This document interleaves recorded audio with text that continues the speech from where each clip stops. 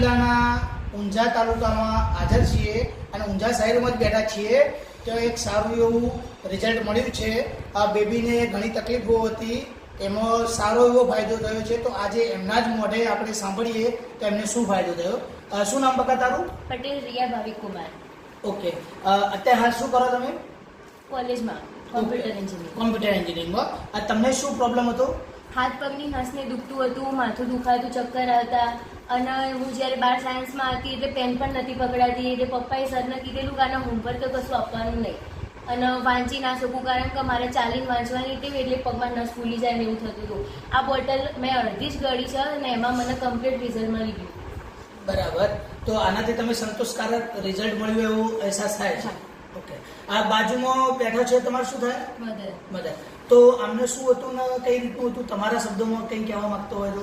આને મારા હાથ પગની નસો, બધી જ નસો એટલી દુખાતી હતી ને ત્યારે મેં 3-4 ડૉક્ટરને બતાવી. ત્યારે 35,000 થી 40,000 ખર્ચો કર્યો. તેને હાથની અંદર નસોમાં નળી મુકાઈને ચેક કરાવ્યું અમે.